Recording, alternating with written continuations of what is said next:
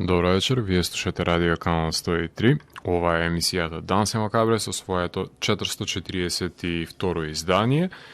второ за 12-тата сезона додека се емитува оваа емисија на Радио Канал 103, кое што го носи насловот Макабре Филмфест, значи тоа е своевидна ревија на филмови, која јас ви ја препорачувам да ја организирате во вашите домови, со оглед на тоа што филмовите се достапни за кои што ќе ви говорам во текот на емисијата и можете самите да си ги подредите по ваш омилен редослед, меѓутоа се мои препораки кои сметам дека се важни за да се погледнат во овој период, заради тоа што од една страна се актуелни и од друга страна содржат квалитети за кои што сакам да продискутирам во текот на емисијата. Именно оваа емисија ќе брои две изданија, односно ќе биде сублимат на петтото издание на Макабре Филмфест и шестото. Со оглед на тоа што петото беше планирано за крајот на минатата сезона, меѓутоа ќе добиете дупла доза на емисијата поради потешкотиите за реализирање на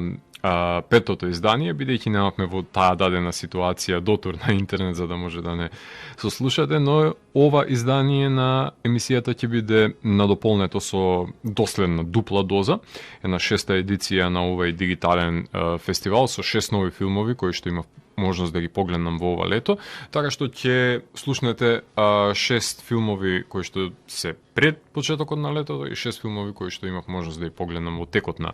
ова лето, односно како што традицијата наложува во Дансе Макабре, овој преглед на филмови со нивна дополнителна анализа се содржи од избор на хорор филмови, односно жанровски филмови, потоа избор на мелодрами, кои што допираат повеќе до артхаус сензибилитетот, и на самиот крај на емисијата бирам по еден документарен филм и по еден култен филм кој што датира од минатото, најчесто тоа се филмови од 90-тите, меѓутоа се филмови кои што оставиле неизбришлива трага во филмската историја и според мене со радост им се навраќам на нив и ги погледнувам уште еднаш за да забележам дали тие импресии кои ми ги имаат оставено како млад додека сум имал можност да ги погледнам, и ден денес држат вода или па во дадена ситуација откривам одредени филмови кои што сум имал ете дупка во мојата критичко промислување на филмската уметност и едноставно ги пополнувам со ново откривање или преоткривање на самите тие дела. Со оглед на тоа што ќе добиете двојно издание, значи нема да стане збор за 6 филмови, туку за 12 филмови ќе ви говорам во текот на оваа емисија, заради тоа што сметам дека треба да се искупам за емисијата која што не успеав да ја реализирам, така што ќе ја добиете неа, меѓутоа ќе добиете и незин близнак, па овој пат петтото и шестото издание ги ставаме едно против друго, така што ќе може вие да бирате дали ќе ви се допаднат The Rental и Impetigore или па She Dies Tomorrow или Random Acts of Violence во контекст на жанровските филмови, или па Radioactive и White Lie наспроти Тесла и Хамилтон во мелодрамите, или па во документарната секција кај што ќе бидат You Don't Know Me наспроти You Cannot Kill David Arquette, а во култните филмови ќе се навратам на остварувањето Гатака од 1997, наспроти Boys in the Hood од 1991. Така што во текот на ова издание на Дансе Макабре имаме полни раце работа. На почетокот на емисијата ги слушнавме прекрасните The Atomic Beachwax, кои што не израдува ова лето со еден нивен нов албум, се извинувам, односно станува збор за албумот Скорпио, кој е нивното 8 долгосвирачко издание на оваа опасна тројка од Нью Джерси, односно од САД, која што од 1992, ако не се лажам, го збогатува стонер рок музичкиот жанр со нивните препознатливи дела. Предходните албуми Forcefield и Gravitron беа промовирани на Канал 103 од моја страна, така што редот е и на ова експлозивно дело да заврши во оваа емисија. Бендот според мене представува сето тоа што треба да биде еден рок-н-рол бенд во денешницата, рапав, неапологетски, бунтовен и агресивен пред се, да знае да свири на инструментите и сето тоа го поседуваат еден од најдобрите стонер бендови на денешницата кои пукаат со овој одличен албум. Ова е бенд кој создава опасни по живот рифови на кое не можете да не шизите, Имаат научено зашто Black Sabbath се најзначајниот бенд во историјата.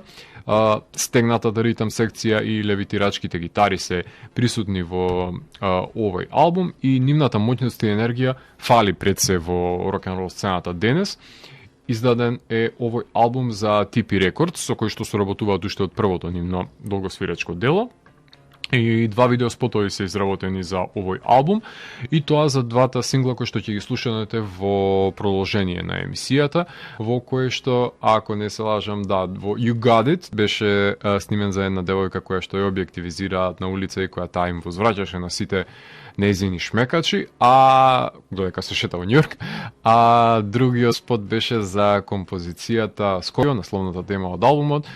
каде што имаше една борба со војниците со мечеви со штитови против скелетите на Реј Харихаузен. Така што имаме навраќање на култно жанровско остварување, кое што му даваат чести почит членовите на бендот Atomic Beachwax. А на почетокот на емисијата слушнаме Hope You Die, Energy и Ninja, трите композиции кои што исто така се наоѓаат на Scorpio, а во продолжение слушаме насловната тема, како и You Got It, две одлични композиции кои што треба да ги преслушам, баре според мене. Данс е Макабре е емисија во која 12 сезони се зборува за уметност во борба против лицемерието, зависта и користолюбието. Тука уметниците се вистински херои, а не политичарите. Целта на емисијата е пред се да се доближи квалитетниот филм и квалитетната музика до секој слушател и да воспостави диалог помеѓу уметноста и реалноста. Вечерва имаме закажано полноќен танц со смртта по 442 пат. Јас сум Златко Ѓелевски, а ви останете на фреквенцијата на Канал 103 до крајот на светот. Вие слушате радио Канал 103, ова е емисијата Данс е Макабре, 442 издание, именувано како Макабре Филм Фест 5-та и 6-та едиција, две во едно слушаме во текот на оваа емисија, односно ви подготви преглед и анализа и предсе рецензии на 12 филмски остварувања, во кои што во овој сегмент ќе ви говорам за хорор филмовите кои што влегуваат во потесниот избор на 50 најдобри хорор филмови кои се во борба за титулата најдобар хорор филм на годината, односно избор кој што традиционално веќе една деценија се одржува во последната епизода на емисијата во текот на секоја година. Таков ќе биде случајот и во рамките на оваа година, со тоа што секој месец се обидувам да приложам по 2 до 4 нови филмови кои што ќе бидат конкурентни и валидни за да влезат најпрвим во потесниот избор за 50 најдобри хорор филмови на годината и од тие 50 да се изберат 10 од кои што шампионот ќе се круни са последната емисија. Така што го започнуваме изборот со првиот филм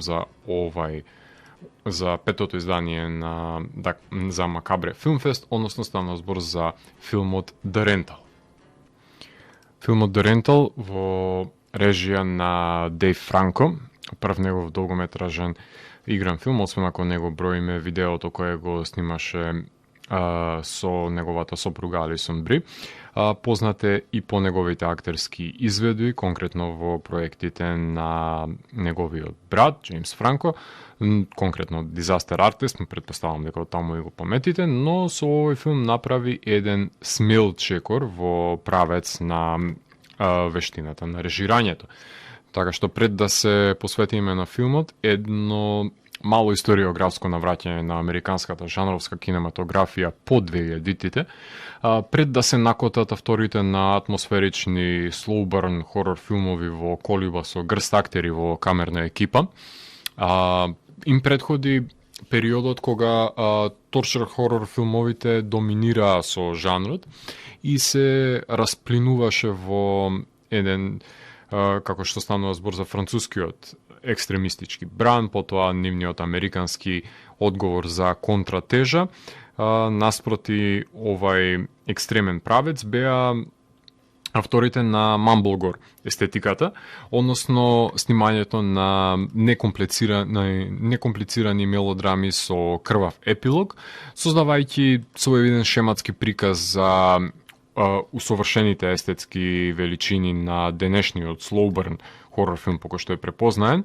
максимално искористувајќи го актерскиот потенцијал и пред се локациите за снимање. Таква империја подигнаа браќата Дуплас, Адам Вингард и Сајмон Берет, како и Тај Уест, кои се изродија од овој бран. Меѓутоа, Џо Сванберг, сценарист и продуцент на Рентал, е еден од оваа дружина. А станува збор за филм за два пара кои што изнајмуваат оддалечена колиба во цивилизацијата за да може да го прослават професионалниот успех наспроти приватните несигурности и пред се премолчените јадови кои што ги носат овие ликови со себе. Мамбло-групосаментите представуваат пред се 30 годишните ликови кои што се наоѓаат на насреде некакви животни крстопати кои па секогаш се обидуваат со излишни дискурси да дојдат до причината на проблемот, а всушност се обидуваат да го занемарат на секој можен начин, плаќајќи го со својот живот, што во дадена инстанца па и станува непорекливи начина на овој поджанр. Тука заканата од смртта треба да ги пробуди овие месечари низ животот, но зајудливоста меѓу браќата е постојачка пред стапувањето уште во самата колиба, приврзаноста со туѓата девојка од професионален ангажман преминува во будоарот. Меѓутоа, вешто инкорпорираните хорор елементи во овој филм представуваат пред се демнењето, односно воајеризмот предизвикан од човекот кој има тенденција да ги снима тајните на неискрените предселикови кои се свесни дека откривањето на овие вистини може да доведе до раскин на нивните врски. Режисерот Франко успева да воспостави јасна и кристализирана структура во три чина, некомплицирана, симплистичка, чувајќи ги хоротропите на морничавиот старец и демначот за финалето пред се на делото, кои по мој вкус искрено не се доволно долго маринирани во крв, односно содржат морничавост и ладнокрвност, конкретно околу мистеријата за убиецот, која мене лично ме подсетуваше на The Strangers, но нема доволно ефекти или па јасна визија за нивната екзекуција, за од ова камерно дело да се направи некаква творба за паметење и пред се за реферирање. Солидно е како деби остварување, тука нема збор, но ништо повеќе од тоа искрено. Алисон Бри секако дека ќе биде од помош за подигнување на квалитетот на глумата со незиниот мил и најбен лик, на кој сме веќе навикнати од одличната ТВ серија за жените кечерки Glow. Придружена пред се од Ден Симонс во оваа актерска екипа. Меѓутоа, фотографијата е на Кристијан Спренгер, кој што исто така работи на Glow, кој е мајстор на ретро-неон кинематографијата, односно фотографијата, но тука му е потребна јасна визија за да го води во борбата со останатите стотици камерни хорор филмови на група на ликови заглавени на една колиба, за да се издвои конкретно од нив. Филмот е работен за хорор гигантот IFC Films, но има причина зашто не е дел, например, од нивната под групација IFC Midnight под лейбелот, кај што се наоѓаат, например, филмските хорор класици, од кои овој филм нема да биде искрено дел, па ако има Франко желба да истражува и да се надоградува во жанрот, треба да ги засука ракавите, да ги потопи рацете во крв, а ако сака само да искористи популарност на хорор жанрот за малку пари со кој што може да го реализира буџетот и да сними нешто што ќе биде релевантно, мислам дека гадно се зезнал. Во продолжение ќе го слушнеме трейлерот за хорор филмот Импетигор. Импетигор е хорор филм на Јоко Анвар, негов осми долгометражен филм. Овој индонезиски режисер, јас го запознав преку неговите филмови од раните 2000-ти години, односно преку The Forbidden Door и Ritual, кога Азија имаше хорор да понуди. За полоцна индонезиската кинематографија да ја кронисаат браќата Мо, Мојот најомилен азиски режисер на денешницата Тимоти Ахјанто, придружен од Кимо Стамбоел, со кого Јоко соработува на неговиот нов филм The Queen of Black Magic. Меѓутоа, Јоко ја стекна домашната пред се и светската слава со неговиот ремейк на сопствениот филм Satan's Slaves, благодарение пред се на стриминг сервисот Shudder, наменет за тврдокорните хорор фанови, иако неговиот изглед не неискрено ми беше рустикален и невпечатлив, пред се за да ги оправда фалоспевите кои што па Тимо и Кимо на пример ги заслужуваат. Сега, оваа година го сними и индонезискиот суперхеројски филм Гундала, така што Јоко веќе е на добар пат да биде едно од највпечатливите жанровски имиња кои што може да ги извезе самата Индонезија. Индонезискиот хорор филм за мене секогаш представувал некаков си огранок на фолк хорор матрицата, во која секогаш била вклучена црната магија, окултизмот, ритуалите и клетвите на духовите, така што и овој филм не застранува од овој воспоставен императив, запознавајќи не со Маја и незината другарка Дини, кои се обидуваат да преживеат самостојно во градот, без подршка од фамилијата, борејќи се за финансиската независност, наследуваат една стара куќа во руралните предели на Индонезија, па затоа одат во селото кај што се наоѓа оваа обрастена куќа од заборавот и нескротен плевел, како и клетви од минатото кои што подобро е да не бидат допрени. Девојките се сплеткуваат со еден куклар кој организира представи во селата, но има една крвава традиција која се пренесува како предание низ поколенијата и тоа село во кое се наоѓаат си има своји маки низ вековите, а девојките се порачаниот лек за отстранувањето на клетвата, само што треба добри филети да се направат од нив и да се маринираат во нивната собствена крв. Сега, кога сме кај крв, во самиот англиски наслов, како што можевте да слушнете, е содржано името Гор, така што тоа е најдобриот зачин во целиот филм, затоа што денешните хорор филмови се доста анемични, најверојатно заради тоа што таква е и гледачката публика, само што не се на нивото на подигнување на естетиката, на мајсторството на специјалните ефекти, например во 2000-тите години. Туку не ни знаат дека тие се една од главните состојки за приготвување на еден квалитетен хорор филм, па затоа денес добиваме невпечатливи slow burn хорор филмови кои што наликуваат еден на друг и дури не може никаква разлика да се направи помеѓу нив, а не па помеѓу специјалните ефекти кои што дел од нив не ги ни поседуваат. Сега несомнено дека Јоко не може да се мери со браќата Мото, а го потенцирав, а не па со мајсторите на занаетот. Меѓутоа морам да признам дека овој филм ме придоби со неговите несовршености, многу повеќе од напразно фалениот Satan's Slaves. Најпрво снимањето на рака, не варе се наоѓам на некаков си сет на Семра им и на Evil Dead во 80-тите, што беше искористено во негова полза за еманирање на својственоста, на автентичноста која што е поседува, односно автентичност која го разликува од другите автори. Сега, таа рустикалност и неумешност не беше штетна за самото дело, па затоа кога ќе се додаде на бебињата без кожа, на пресечените слоеви на кожа кои што се ставени да се сушат,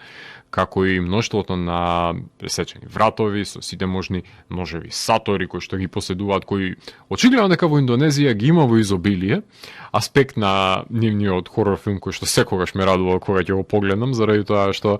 на метонимиски начин знам дека ако се појави сатор дека ќе треба да биде облеен со крв. Затоа што без катана очигледно на сет не снимаат во Индонезија филм од практични причини, кои што се начало кои па стануваат најрепрезентативни за овој фолк хорор филм кој иако силно се потпира на проверени жанровски тропи, тука забележуваме театрална глума,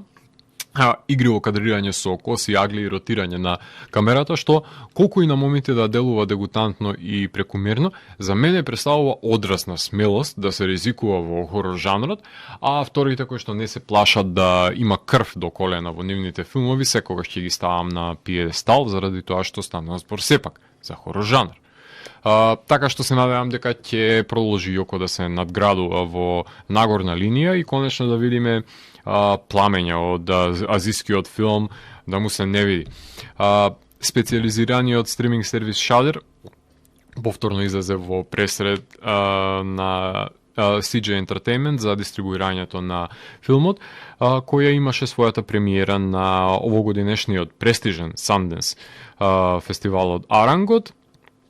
а потоа се прикажа во Ротердам и Гетеборг. Да си ја поздравам само вештерката Ана Тейлор Джој, која што беше примерно доловена и во овој филм. Во продолжение ќе го слушнеме трейлерот за She Dies Tomorrow.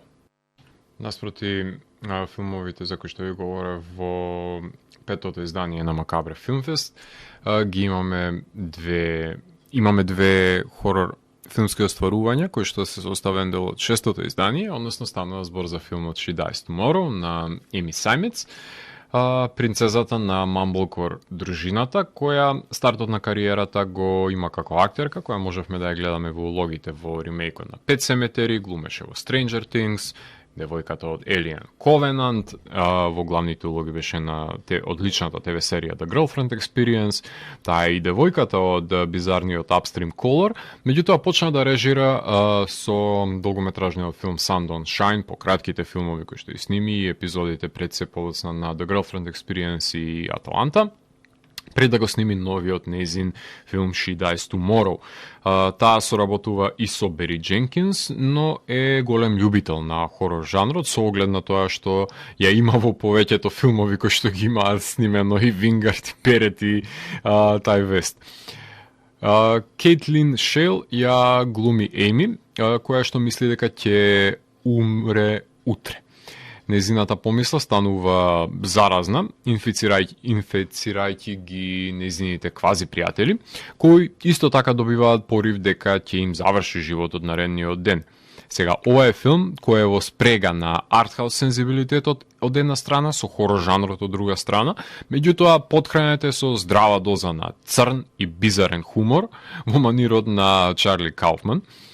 Болестите на Мамблкор естетиката се присутни и во делото, кое како што стилот им наметнува, нели, се базира на бесцелни екзистенцијални разговори на 30 годишните ликови, во дефицит на јасна визија за составање на драматуршки механизми за проширување на светот надвор остановите во кои што снимаат, што е одлика на малите ресурси пред се, која станува препознатлива карактеристика за овој хорор поджанр. Сега, тоа отсуство на специјални ефекти, крв и останати хорор протетики станува најголема маана на Мамблкор дружината, што е евидентно и тука. Меѓутоа, во овој филм барем артхаус сензибилитетот и тоа како го издвојува од останатите филмови, тешко дека ќе се загуби во ова дружина, како што тоа претпоставам дека ќе се случи со The Rental. Иако многу ми се допадна Буњуеловскиот абсурдизам на согледувањето на смртта во очи со интензивираните сини, црвени и виолетови светла, на кои секој лик се разбира различно реагира кога ќе установи дека утре треба да умре. Акермановата повторливост на операта на плоча во пролонгираниот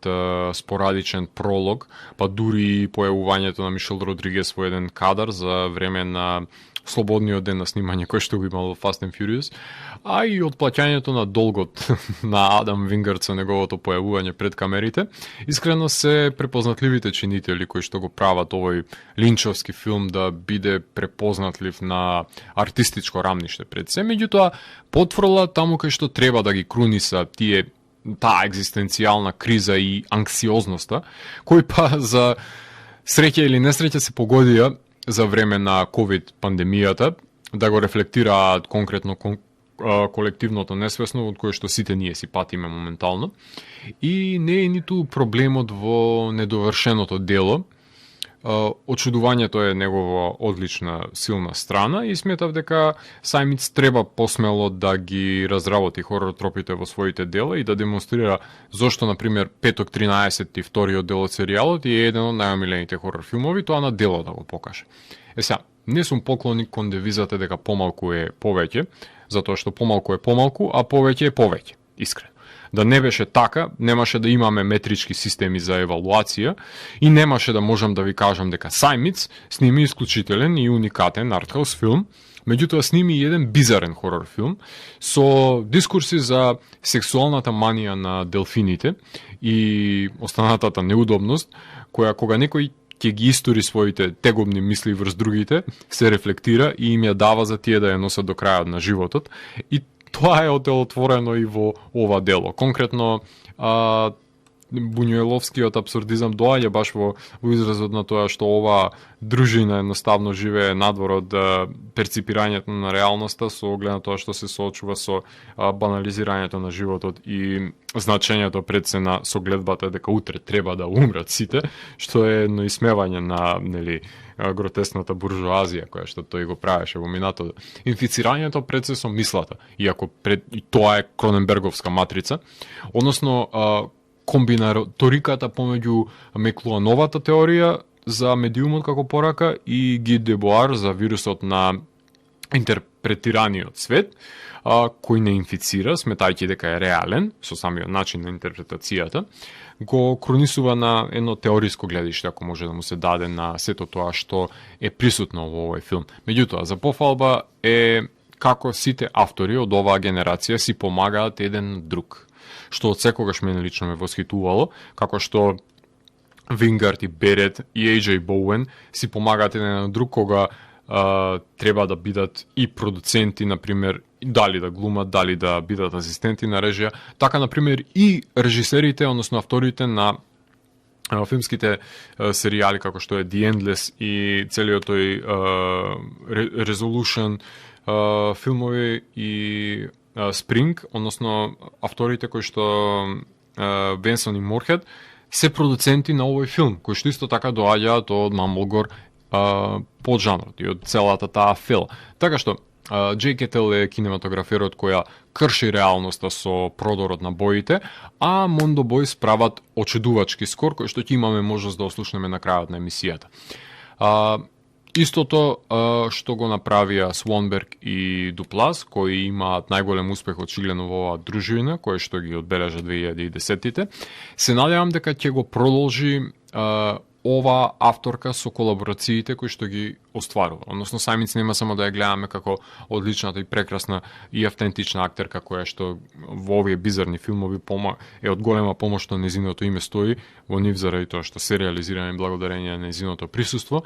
Меѓутоа, ќе продолжи и да истражува на овој бизарен сплет на артхаус хорор и хумор кој што таа го вплетува во еден амалгам. Филмот го откупи Неон и се појави на стриминг платформата на Hulu. Во продолжение ќе слушнеме најавата за Random Acts of Violence. Random Acts of Violence е режисерско остварување на Джей Баршел, односно комичар, актер од дружината на Джеймс Франко и Роган, односно од екипата на This is the End и Tropic Thunder. Меѓутоа, по краткиот филм и Gun the Last of the Enforcers, реши да го даде својот придонес како режисер во хорор провененцијата, конкретно со ова филмско остварување, во кој стрип артист, неговата девојка и нивните пријатели одат на роуд трип по повод барањето на инспирацијата за финиширање на последното поглавје од неговиот успешен стрип серијал именуван како Слешермен. Джеси Вилијамс го глуми авторот на графичката новела, која ги опишува пред се убиствените потфати на ликот со маска за заварување, кој убива насреде отворениот пат. Во Америка несомнено дека филмот ги поседува начелата на слешер хорор поджанрот, не само поради тоа што содржи маскиран убиец, туку поставува едно значајно прашање, кое хорорите од овој поджанр некогаш го избегнуваат, а тоа се однесува на значењето на жртвите, наспроти издигнувањето на рамниште на рок-н-рол звезда од страна на убиците како Фреди и Джейсон, кои сите денес ги знаеме и обожуваме, и се плашиме од нив пред се.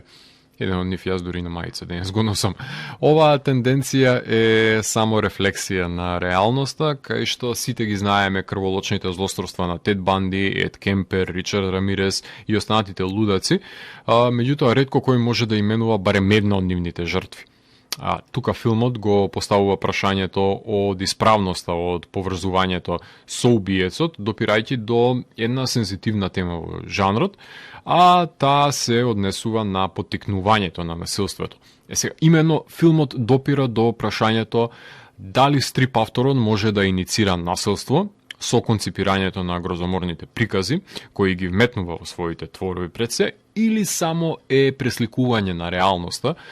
низ призмата на неговата имагинација. Меѓутоа, и во тој случај се појавува убиецот во делото, кој е предмет на самиот стрип, односно неговите дела го инспирирале авторот да ја пишува графичката новела, па убиецот престанал да убива, затоа што авторот веќе низ цртеж ги реализирал неговите морбидни визии. Меѓутоа, штом авторот решава да го комплетира своето дело и да престане да го продолжува серијалот, се револтира убиецот, кој е склон да ја продолжи својата злосторничка хајка. Сега, за разлика од филмот на самиц, тука специјалните ефекти се на ниво,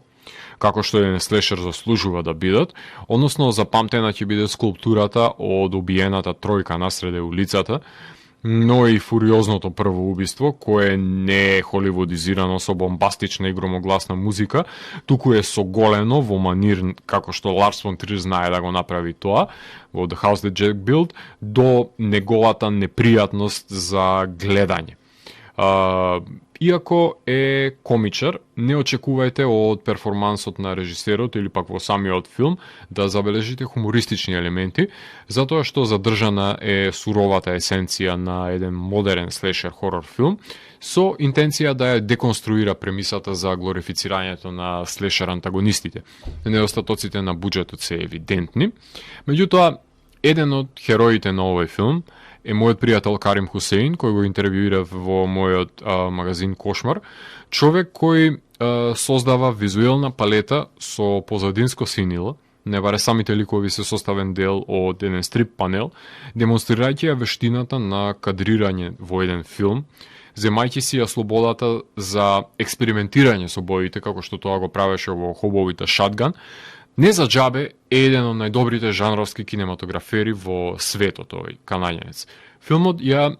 имаше својата премиера на одличниот фестивал Fantastic Fest, а потоа играше на фестивалите во Канада и во Полска, пред да заврши на стриминг сервисот Shudder, наменет исклучиво за хорор фановите.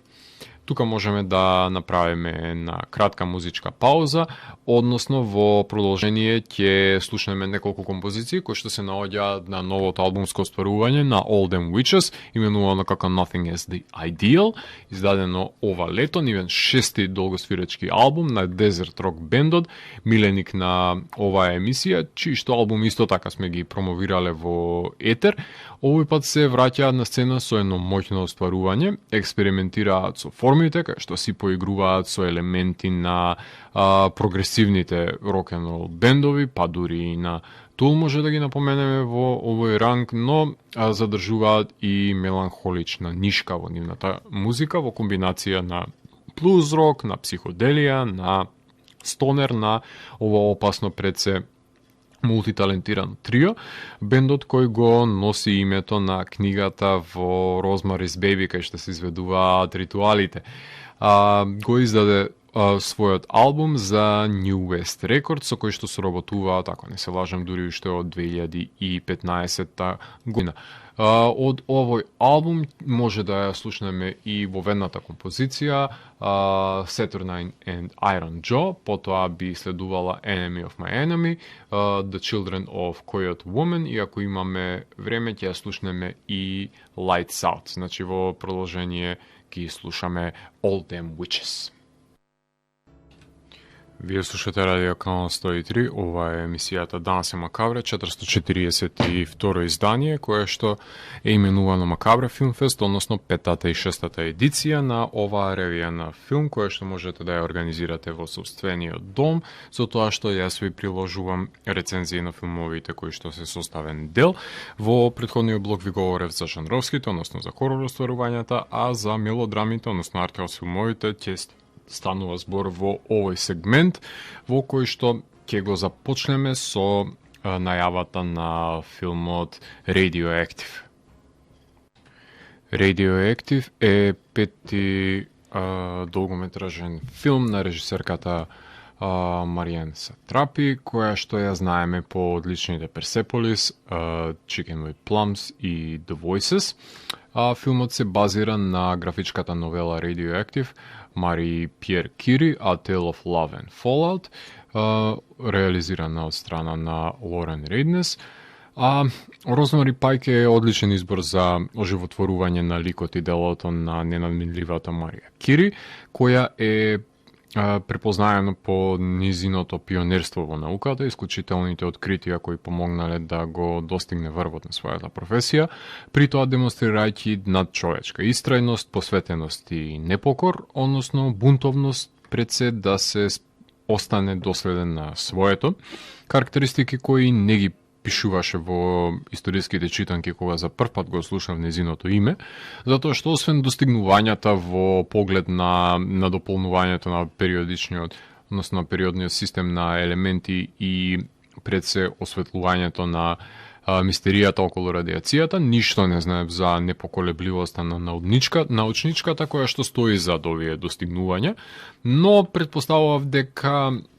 да се биде жена во овој научен машки circle jerk, што се нарекува суетен академизам, верував дека не било лесен потфат и не си ни прелажав за тоа, затоа што стоицизмот и решителноста во изведбата на Пайк доаѓаат во преден план, создавајќи лик на кој му е потребна поддршката од страна на Пиер Кири, глумен од Сейм Рајли, за да се обезбедат потребните услови за долготрајното истражување на Марија, да може да роди со плод. Неговата фасцинација со незината исклучителност се разбира дека е клучна компонента за детерминирањето на љубовната врска помеѓу нив, меѓутоа доста комплексен и слоевите незиниот лик, кој длабоко има фрустрации, втемелено од омалуважувањето дека е доселеничка од Полска, која нема што да бара во сад, исто како што е неприфатена од машката фела за незината професија, која на секој начин се обидува да ја попречи во изодувањето на патот до успехот. Филмот е нелинеарен затоа што скока од во времето за да демонстрира дека откривањето на радиацијата може да се користи за полезностите на рентгените и борбата против ракот, но исто така и во бомбардирањето на Хирошима и хаваријата во Чернобил. Филмот го опфаќа зачетокот и ентузијазмот за делењето на атомот, за да се откријат двата мистериозни елементи, како и самиот процес на радиацијата, достигнувања кои се наградуваат со Нобеловата награда, но како што слушнавте, не поминуваат без пропратниот скандал, баш поради тоа што Марија се обидува да излезе надвор од калапот на тоа, во наводници му ставете го како треба да биде жената, како домаќинка, како мајка, како покорна, наместо да има професионални аспирации или пак не дај Боже да покаже постоечко сексуално либидо за тоа време. Филмот е Оскар бейт, но тоа воопшто не ми пречеше затоа што овој прототип на женскиот суперхерој е филм кој што сакав да го погледнам за да се восхитам на жената за која сум слушал во основно училиште и сега согледувам дека незината големина само ги надминува моите очекувања затоа што режисерката не само што го хуманизира незиниот лик, туку и дава слоевити назнаки со кои секој човек може да се поистовети и фаталниот епилог е неизбежен, но го испишала истеријата. Но сите препреки во животот за оваа храбра жена се мотив плюс за докажување на светот дека има што да се научи од неа. Филмот играше минатата година на ТИФ, односно Интернационалниот филмски фестивал во Торонто, потоа играше во Даблин, во Луксембург, но неговото редовно прикажување во кино беше грубо попречено од ковид кризата, па затоа го добивме на Амазон во дигитална форма. Во продолжение ќе слушнеме најавата за филмот White Lie. White Lie е режиран од моите врсници Джона Луис, Калвин Томас, кои што имаат снимено 3 долгометражни филмови предходно. Стана збор за филм во кој за Кейти Арнесон, која ја глуми Кейси Роу, студентка која од изјавата која што можевте да ја слушнете на менете за овој трейлер, лаже дека има рак. Незината лага е во напредна фаза, затоа што има метастазирано во фандрейзинг кампањи за збирање на средства за неа, кои што таа ги користи за своите лични потреби, меѓутоа кратките нозе на незината лага се надзираат штом за потребите на незината апликација за продолжено аплицирање на стипендија ќе бидат побарани докторските наоди со кои ќе може да се потврди дека таа всушност има рак. Тоа значи дека Кейти ќе најми луѓе кои ќе се инволвираат да и помогнат да ја одржи во живот лагата, подмитувајќи доктори да создадат лажни наоди, само за да може да продолжи да го живее својот живот исполнет со невистини, лажејќи ја пред се својата девојка, низините пријателки и родители, а низиниот татко е препреката во низиниот живот, едно од најголемите, кој нема да верува во низините лаги, отрпнате веќе од нив, и ќе го предизвика низиниот блеф со објавување на социјалните медиуми дека неговата ќерка не ја кажува вистината во поглед на болеста. Камерата е залепена за главниот лик и ние гледачите ја следиме во чекор незината агонија за поправање на сите можни препреки кои што се појавуваат на незиниот пат за одржување на лагата во живот, што е скоро невозможно, без разлика на платените доктори. Сега, штом во јавното мнение се добие впечатокот за неа дека можеби говори невистини, тогаш незините кампањи пропаѓаат во вода, но таа во амбисот ги повлекува сите луѓе кои ги има лажено низ годините. Што се однесува до градењето на себичниот лик, можеме да забележиме дека потребата за внимание се има амалгамирано со низината тага од губитокот на мајката, па откако таа починува се повлекува во овој имагинарен свет ликот кој го проектира во средината како да е своевидна вистина. Се разбира дека предадено ќе се чувствуваат сите кои што имаат вложено и долар во низините кампањи, затоа што тие пари се изнудени поради сожалување за погрешната цел, правејќи од неа славна личност на кампусот, добивајќи ја популарноста и поддршката и социјалното вреднување кое што од секогаш го сакал. Што се однесува до самата визуализација, Кейти е центарот на вниманието, која е кадрирана во крупни планови, иако ниту еден не успева да се доближи доволно блиску за да ја согледа или пак да истражи лагата која што ја говори, но затоа сите сакаат да се покажат дека се емпатични, за да се чувствуваат подобро со себе си, така што филмот поставува интересни прашања за тоа безрезервно прифаќање на социјалните норми и конвенции, односно лековерноста наспроти екстремите до кои оди неостварената потреба да се припаѓа во некаква си заедница, во некаков кружок. Сега ова е канадски артхаус филм кој поради анксиозниот незапирлив тек кој ми беше асоцијативен пред се на делата на браќата Савди, например, играше на фестивалите во Торонто, во Калгари, во Ванкувер, во Бусан, на Талин Black Nights, во Рио, во Мајами. Значи, прошета доста фестивали,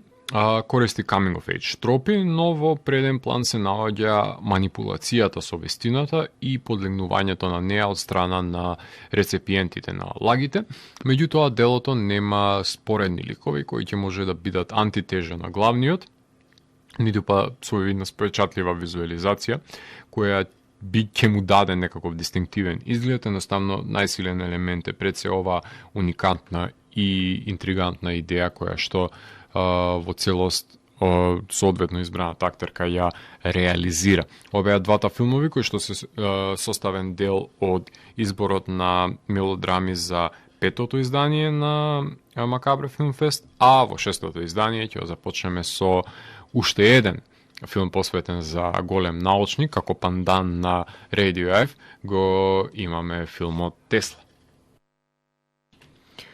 Тесла е режисерско стварување на Михаел Алмерейда, односно неговиот 11-ти долгометражен игран филм, автор е на Надја, на Хамлет, на Експериментер, на Марджори Прайм, како и на интригантните документарни филмови, како што е Escapes, за сценаристот на Blade Runner, Big River Blues и Paradise,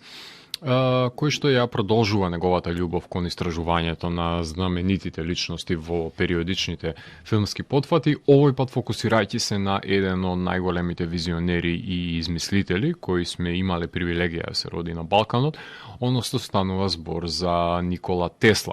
Овој филм е слободна итерација во прикажувањето на неговиот приватен и пред се професионален живот, запознавајќи го во интеракцијата, познавајќи се пред се со него во интеракцијата со Томас Едисон и зародишот на нивната меѓусебна кавга, која води потекло во експлоатирањето на Тесла од страна на Едисон за неговите изуми. Уште во сцената во која сите лижат сладоледи во корнет, можеме да заклучиме дека ќе има постмодерно поигрување со историската метафикција, со оглед на тоа што нема детална и непореклива фотографија за животите и нивните средби пред се на ликовите, а нараторката потенцира дека од популарноста во пребарувањето на Google може да се заклучи за какви карактери всушност станува збор, со оглед на тоа што Тесла има само неколку фотографии, а од Едисон има мал милион.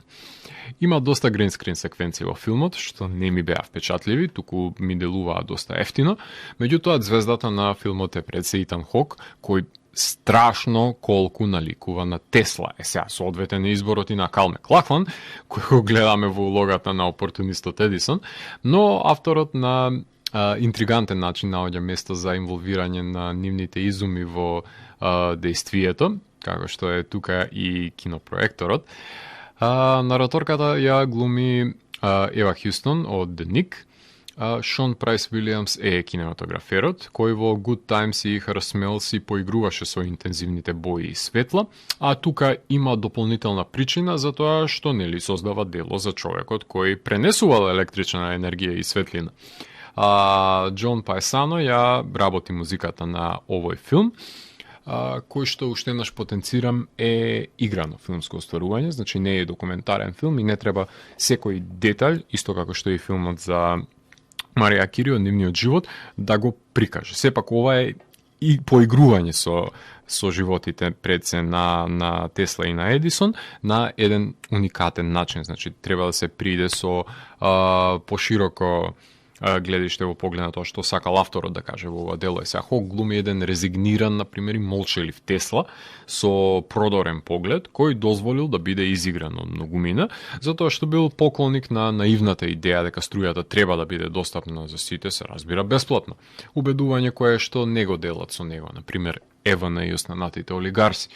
На крајот го гледаме ликот како се распаднува, бидејќи смета дека добива сигнали надвор од земјата и налик Икар лета преблиску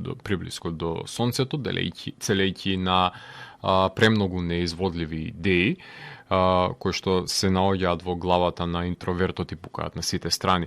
паралелно. Немам проблем со смелиот потват за атипичното презентирање на периодичниот филм за животот на Тесла, напротив, ми се допадна изведбата на Хок и пред се имам проблем во наивната визуализација со зелениот екран, поставувајќи го него зад пред фотографиите од времето, што не ми делуваше ниту корисно, ниту убедително, туку ми делуваше доста ефтино за самото око. Режисерот го има снимено неговиот нов филм Tonight at Noon, за писателот кој го меша приватниот живот со неговата имагинација, трагајќи по дамнешна љубов, но очигледно дека имигрантите вечерва го имаат последниот збор, па затоа покрај Кири и Тесла, ќе говорам за уште еден имигрант кој што ја направил Америка да биде многу подобро место за живење од тоа што е денес, а тоа неговиот удел е илустриран во во снимањето на култната представа Хамилтон.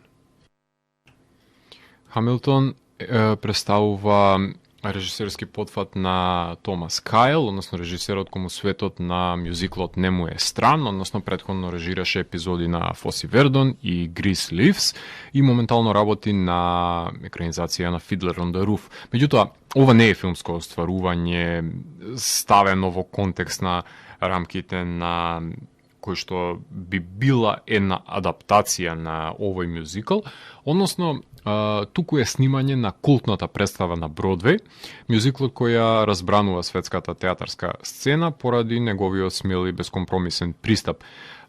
Тематска одредница е прикажувањето на соодносот на основачите на американското општество, фокусирајќи се пред се на подемот и падот на Александар Хамилтон, глумен од родоначалникот на проектот, одличниот Лин-Мануел Миранда. Да направам една мала дигресија и да потенцирам дека за прв пат се сретнав со Лин и неговите дела во прекрасниот документарен филм We Are Freestyle Love Supreme, во кој тој и неговата дружина на фристайл рапери неколку децении ги споделуваат своите рими со посетителите на нивните настапи, оживеани со нивната интеракција. Таму тој потенцира дека Хамилтон се раѓа како негова споредна идеја, која експлодира од популарност и комплетно се посветува на незината надоградба и реализација. Нема да бидам сноп и да кажам дека првата итерација од представата била најдобра, ќе ја коментирам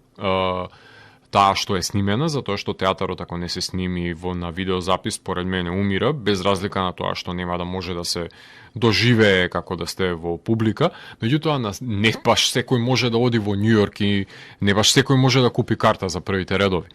Затоа служи крупниот план и уловувањето на неколкуте емоции на актерите, кои и во далечените седишта во салата не се забележуваат. Сега во широки планови се воодушевуваме на ротирачкиот сет и најголемиот адот на представата е меѓусебната уиграност, односно на актерите кои фрлаат рими како да нема утре во оваа представа. Тие се мајстори на занаетот, на кои можат да им подзавидат и денешните трапери кои што не умеат да состават една просто проширена реченица, а не па да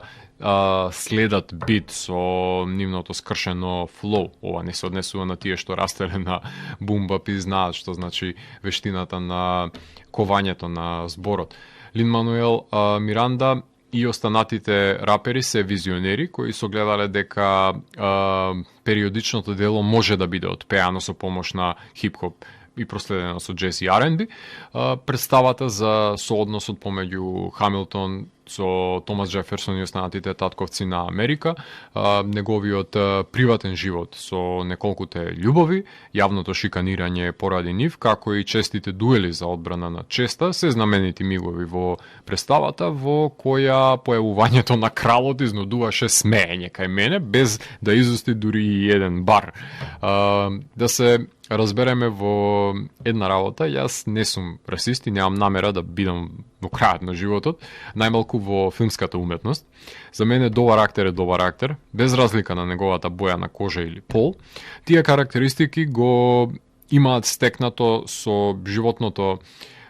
искуство кое може да го примени во доловување, например, на ликовите, меѓутоа воопшто не се пресудни за оквалификување за правото да ја глуми улогата, според мене. И тоа значи дека ако Дензел Вашингтон сака да го глуми цар Самуил, воопшто немам ништо против. Напротив, би се радувал доколку има Хершала али да биде Гоце Делчев, може би светот ќе слушне за Македонија некогаш дека воопшто била представена во оваа артистичка визија, така што воопшто не ми пречеше тоа што афроамериканци глумеа улогите на основачите на Америка, затоа што ме фасцинираше нивното флоу и актерскиот перформанс, а бојата на кожата не ми промени ништо во нивното вреднување на изvedбата на сцената.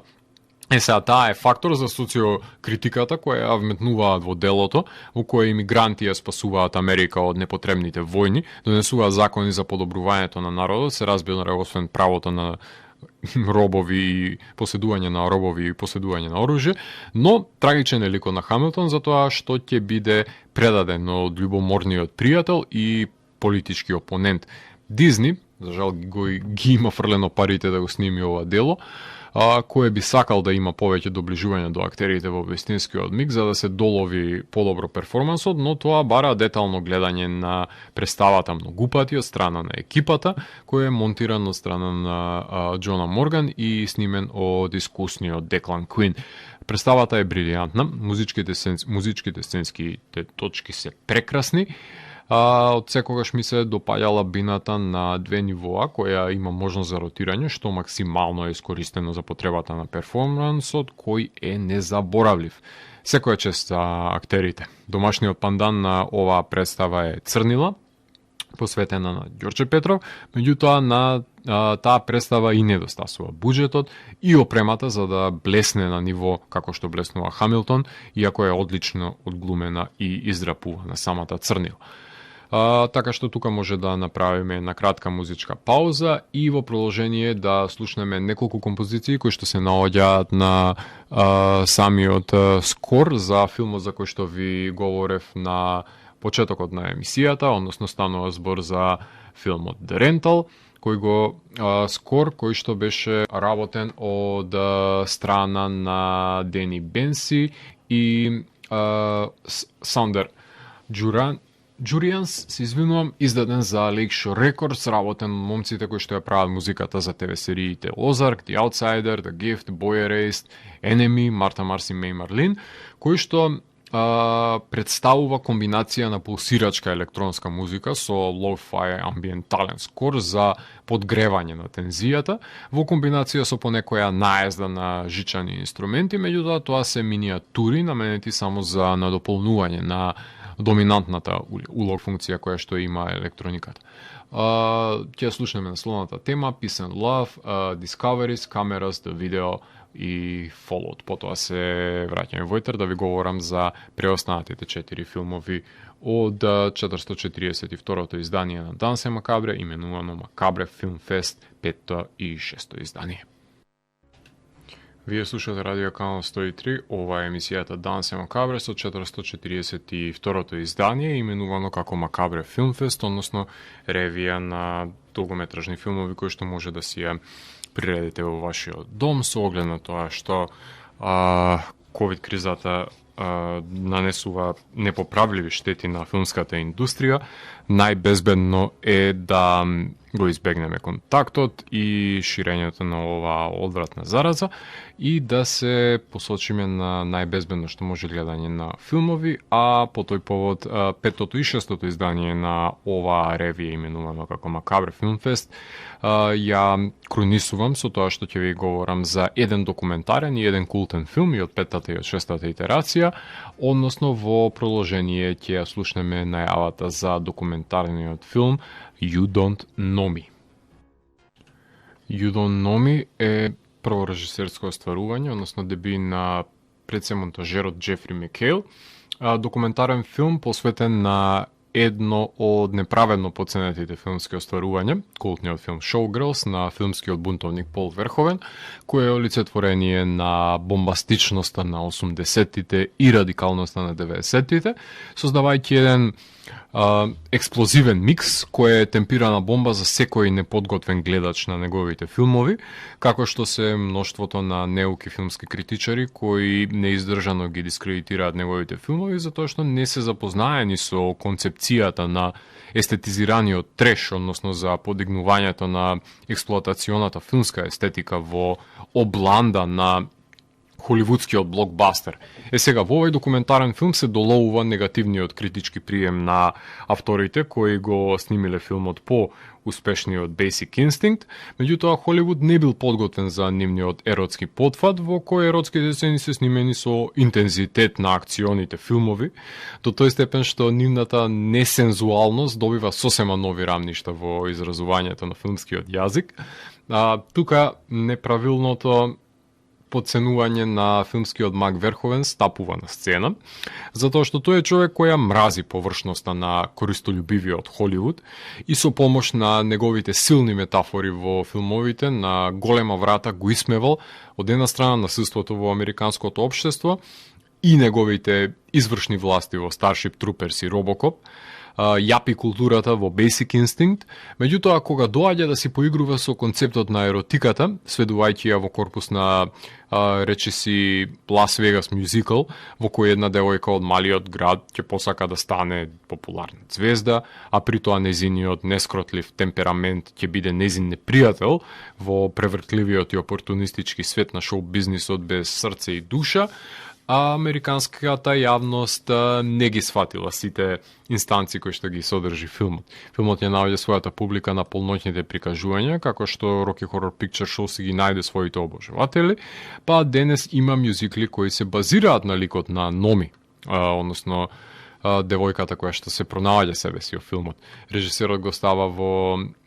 нишката на филмови како Valley of the Dolls, напишан од критичарот кој го мрази филмот на Верховен, Роджер Ебертс, и Мами Дерест, вбројувајќи се и на останатите неповторливи класици на треш филмот како Cobra Woman, The Room, Plan 9 from Outer Space.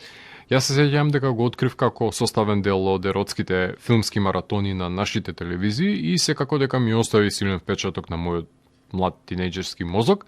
и ми покажа дека еден режисер може да биде луциден со својата тематика,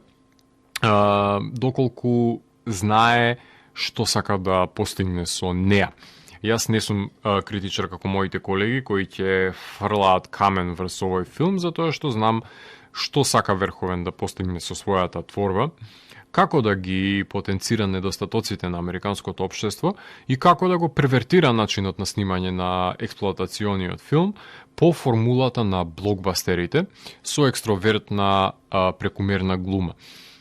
Документарниот филм ги дели моите симпатии за делото на Верховен, така што авторската визија комплетно ја оправдувам и можам да заклучам дека само со должна пожед може да му се пристапи на ова неповторливо дело на 90-тите. Филмот играше минатата година на Трайбека, Фантастик Фест, по Лондон и во Ситџес, така што си ја најде својата публика која е љубител на култните жанровски дела. Продуциран е од XYZ Films и RLG Films. За мене нема да има поголем мајкоевач од режисерот кој оди на манифестацијата Златна малина да си ги земе 7 заслужени малини со гордост, сметајќи дека секое признание е добродојдено за промовирање на филмот, да го победи заборавот и ден денес Showgirls е култното остварување кое мораше да стане, борејќи се со времето и кривогледите на чуварите на префинетиот вкус, кои не знаат што значи да се препушти гледачот на забавните фактори на еден филм. Во продолжение слушаме најавата за Гатака. Гатака е филм од 1997 година, режисерско деби на Ендрю Никол, човекот кој подоцна ќе ги сними Симон, In Time, Good Kill, Lord of War, The Host, Anon и ќе го напише сценариото на одличниот The Truman Show. Во ова негово култно, научно-фантастично неонуар остварување, глумат повтор пат се појавува во оваа емисија Итан Хок, кој го игра Винсент, генетски инфериорен маж кој има аспирации да стане астронаут, меѓутоа за таа цел да ја достигне мора да ги преземе карактеристиките на супериорниот идентитет на Джером, глумен од Джад Лоу, кој ги уживал погодностите на привилегиите на генетската супериорност, меѓутоа по сообраќајната несреќа е врзан за инвалидската количка. За да биде љубовниот триаголник комплетен, вклучена е и колешката на работа, односно Айрин, глумена од одличната Ума Турман. Да ги потенцираме координатите на СФ утопијата во која се ситуирани ликовите, кај што има генетски модифицирани деца од епрувета, на кои животната статистика им е предвидлива уште пред да бидат родени, се утврдува процентуално кога би заболеле и би умреле, и врз основа на тие животни статистики и координати се ситуирани во општеството, со тоа што супериорните завршуваат во елитата, а другите се нивни чистачи, односно потрошна стока. Винсент сака да го первертира системот на подреденост и да излезе од неговите предодредени координати и го купува идентитетот буквално на Джером, менувајќи ја неговата урина, крв, отпечатоци и влакна, затоа што во овој хиперстилизиран свет безбедноста е доведена до високо ниво и во ова добро подмачкана машина на безчувствителни и апатични битија, излезени од ист фотокопир, робуваат на предодредениот генетски потенцијал. Приказната за индивидуата, која се спротиставува на концептот на родените богаташи, инфилтрирајќи се како еден од нив во обид да ги достигне зацртаните животни аспирации, кои на можеби на микрониво се воочливи во пливачкото надпреварување со супериорниот брат, а на макрониво се отсликани на работа. Ликот на Джад Лоу во ова соработка се здобива со пријателство, се очовечува и може одблиску да ги погледне човечките вредности кои ги има заборавено, препуштајќи се на декадентниот живот кој го нуди, нели, раскошот. На некој начин овие двајца ме подсетија на Джереми Ајронс и неговиот двојник во Dead Ringers на маестро Деви Кроненберг, без боди хорор префинетоста се разбира. Во мотивациониот филм споредните улоги ги збогатуваат Маја Рудолф, Елија Скотеас и Гор Видал. Ако на визуелен план воочливи се SF елементите, детективската облека, крими случајот за убивањето на надредениот на работа и истрагата по сторителот се клучни пред се неонуар елементи во самото дело. Се навратив на овој бисер од SF провениенцијата, затоа што ми беше избледен во мојата меморија и мислев дека е време да го погледнам повторно и да се запрашам дали неговата наивност од 90-тите е издржана денес, и можам да констатирам дека дефицитарни сме со вакви врвни SF достигнувања, кај што индивидуата демонстрира квалитети кои недостасуваат на колективот за да се оформи подобро општество. Издаден за Columbia Pictures, номиниран за Оскар сет декорација, награден на жанровските Герард Амери и Сиджес за квалитетите кои ги поседува, кои љубителите на жанровскиот филм само може да ги препознаат, а за останатите ќе бидат само нереални мечтања на еден SF автор, а всушност содржи една длабочина на човечката екзистенција за која што ќе дојдете доколку го погледнете така. Во шестата итерација на Макабре Филмфест ги издвоив исто така еден документарен и еден култен филм, за првиот ќе слушнете најавата во која следува, односно за You Cannot Kill David Arquette. Ако најавата ви звучеше урнебесно, верувајте, документарниот филм е на истото ниво. You Cannot Kill David Arquette, режисерско старување на Дейвид Дарк и Прайс Джеймс, режисерите на Buddy Team 12, Rugby Boys of Memphis, Fierce Woman. Тие го снимаат и спотот Promises на Incubus и долгиот Electric Kingdom, кои прават еден крајно невообичаен портрет на американскиот актер Дейвид Аркет, кој се обидува да се врати во боречката сцена при намалениот број на понудени актерски улоги, кој во една ситуација дури посочува дека 10 години оди константно на кастинзи за улоги и не добива ниту една. Затоа се посветува на една негова љубов од детството, односно ставна збор за кечерството. Прашањето е зошто сите љубители на кечерските надпревари го мразат Дейвид Аркет од дното на нивната душа. Тоа е прашањето кое што го демистифицира самиот филм. Ајде сега да го премотам филмот. За фамилијата Аркет од интервјуата со него имам дознаено дека живееле во своевидна хипи заедница на слободоумни мислители, принципи според кои се израснати и Патриша и Розен, кои исто така се вклучени во филмот. Ги има и тековната и пореднешната сопруга на Дейвид, односно Кортни Кокс, која на најдобар начин ја сумира врската со Дейвид, запознавајќи се на Скрим 1, мразејќи се на Скрим 2, венчавајќи се на Скрим 3 и разведувајќи се на Скрим 4. Ќе има и Скрим 5, па ќе видиме што ќе прават тогаш. Треба да земеме предвид дека продуцентите се фиксирани дека Дейвид може само да го одглуми детектив Дјуи и ништо повеќе, и затоа не ги добива улогите, затоа што е типизиран во нивната глава. Искрено не дека нема филмови во кои не може да глуми, под ниво му е да се симне во независниот хорор филм, кој ќе има полза од неговото име и можеби ќе му ја подобри репутацијата, ќе работат еден за друг. Но не ја отворам таа полемика, затоа што ме побиво тоа мислење Девид Аркет со снимањето на одличниот хорор филм Спри, кој што се појави пред неколку денови, затоа што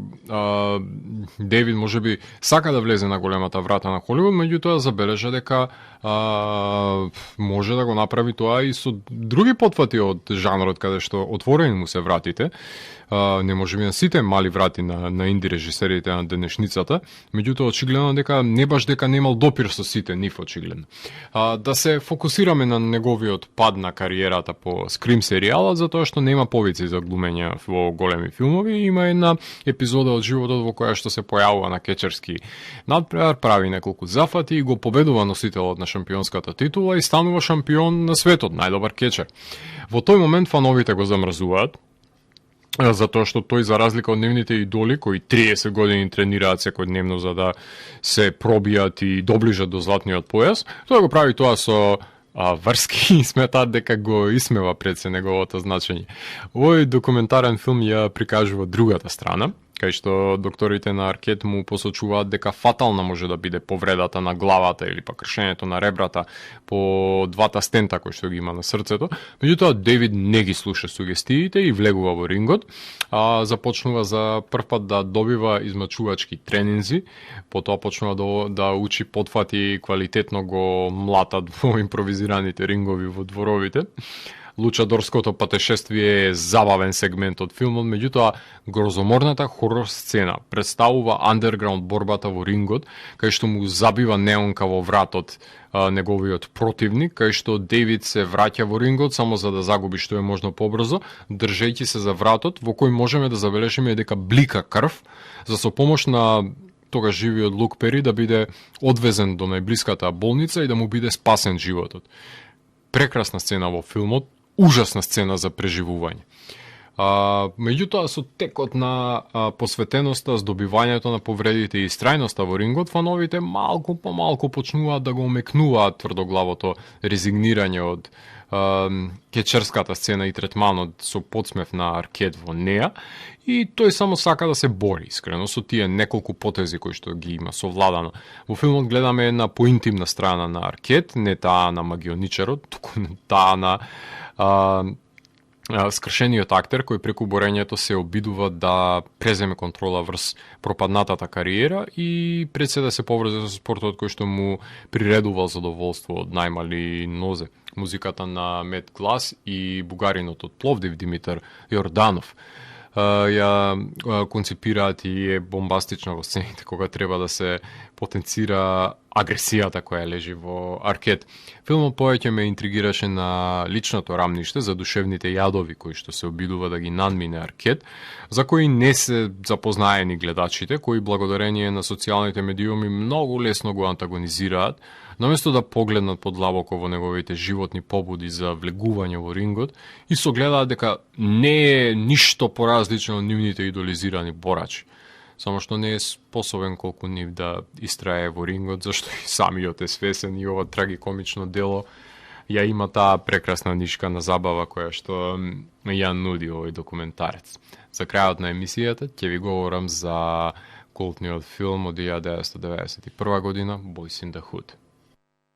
Boys in the Hood е режисерско стварување на Џон Синглтон од 1991, кој што ја започнува својата филмска кариера со искрено најрелевантниот филм во неа, по кој ги снима одличните Poetic Justice, Higher Learning, Rosewood и Shaft и многу други заборавливи филмови од 2000-тите. Во преглед на стари филмски класици, прединство им давам на филмовите со кои јас сум растал или пак филмови кои не сум ги погледнал одамна или воопшто, дела на кои им обрнувам внимание во мојот живот, па ова лето направив еден краток филмски маратон, 100 години на филмот, 1920 до 2020, кај што гледав неколку филмови на кои се присетував или ги пополнував дупките во мојата филмска едукација како филмски критичар за секоја деценија по неколку издвои постварувања. Овој беше еден од неколките кои ги символизира за мене 90-тите, затоа што нуди еден непореклив поглед на Креншоу. Ето тоа кај што разработува проблематики кои допираат до расизмот, релациите помеѓу пријателите, девојките и родителите, промената и пред се примената на насилството како одговор на насилството и иднината на овие ликови во малскиот аквариум во кој владее тој магичен круг на насилство. Лоренс Фишбурн ја има улогата на таткото кој треба да го подучи на правилните морални вредности кои е корисно да ги поседува синот, глумен од Куба Гудинг Джуниор, за да не стане неранимајко како неговите пријатели, туку да се обиде да создаде поволни можности за себе во иднина, да може да придонесе на позитивен начин во општеството, иако ретко кој излегува од сиромаштијата на овие црнечки гета, зашто Фишбурн има еден прекрасен монолог кој говори зошто постои воопшто анимозитет кон нив од страна на белата раса и како тоа се рефлектира во поглед на имотот со кој тој располага. Синглтон црпи инспирација за овој лик и останатите од неговото животно искуство и поучните говори на неговиот татко. Меѓутоа, Морис Чеснат и Ice Cube сосема поразлично го поимаат, например, животот од Куба и на поразличен начин се носат со колоквијалната проблематика со која се соочени, робувајќи на алкохолизам и на насилство. Токму поради безцелноста на ова многу пати потенцирана примена на сила, говори токму оваа творба, како што неколку години подоцна пред дождот ќе се наврати на овој магичен нескршлив круг, во кој куршум раѓа или погодува, штом се наруши кодот на честа, императив до кој недвосмислено се држат нечестните ликови, на кој даден им е корпусот на алкохолот, дрогата и пиштолите да се самоуништат, а тие на најдобар можен начин демонстрираат дека се способни за тој подвиг. Филмот говори за силината на една личност, наместо да подлегнува на неразмислените пориви и импулси, да најде поразличен пристап, односно да го погледне животот од поразличен аспект и пред се да понуди солуција да се живее со одговорност на донесените одлуки во животот. Суровото кратење на просперитетниот живот е жртвата која треба да падне за да се освести народот од сопствените небулози, со кој го придвижува механизмот на тој каузален след, тоа домино на пропаста, ако може така да го наречем. Филм кој ден денес сведочи за расната нетолеранција, која 30 години подоцна не најдовме начин да еволуираме и да ја искорениме. Срам да ни. Ова беше 12-тиот филм кој што го рецензирав во 442-то издание на Дансе Макабре, именувано како Макабре Филмфест, односно преглед и анализа и предсе рецензија на две изданија во едно, односно петтото и шестото издание на Макабре Филмфест, поени во една верзија. На крајот на емисијата ќе слушнеме неколку композиции од самиот скор на She Dies Tomorrow, сработен од Mondo Boys, издаден за Milan Records. Изборот да се создаде музика, која во чекор ќе следи екзистенцијалната криза со комичните елементи, потребно е да се експериментира и во оваа форма на мрачна оркестрација која што ја нудат Mondo Boys, применета е репетитивната употреба, се извинувам, на лакримоса. На Mondo Boys соработуваат и со Бридли Скот во неколку итерации на Phoenix Forgotten, со Стивен Содерберг на The Girlfriend Experience во втората сезона, но и на голем број на режисери како што се Бери Дженкинс, Еми Саймиц, Лук Бели, Адел Романски. Значи, односно кога добиле неколку сцени од филмот, ја пратиле композицијата на Еми која што ги инспирирала, која па влијаела на изгледот на самиот филм, додека бил сниман и ја употребувала самица снимањето, и самиот скор буквално е исполнен со мрачна и таговна оркестрација, продорни женски хорови во комбинација со пулсирачки електронски бит кој што за разлика од The Rental е позадински, заради тоа што во The Rental беше преден елемент, односно тој елемент кој што доаѓа до израз заради тоа што е доминантен, а резигнирано функционира во оваа мрачна опера која што Mondo Boys ја создава. Од овој скор ќе ги слушнеме порталите, ќе слушнеме споменатиот Реквием, односно Лакримоса, и еден од тие Desert from A композиции во дадената ситуација ќе слушнеме Dune Buggy. Јас сум Златко Ѓерски и го затворам 442-иот гримуар на Дансе Макабре и го враќам на полицата кај останатите изданија кои кријат тајните на универзумот. До наредното издание на Дансе Макабре, гледајте филмови и плашете се.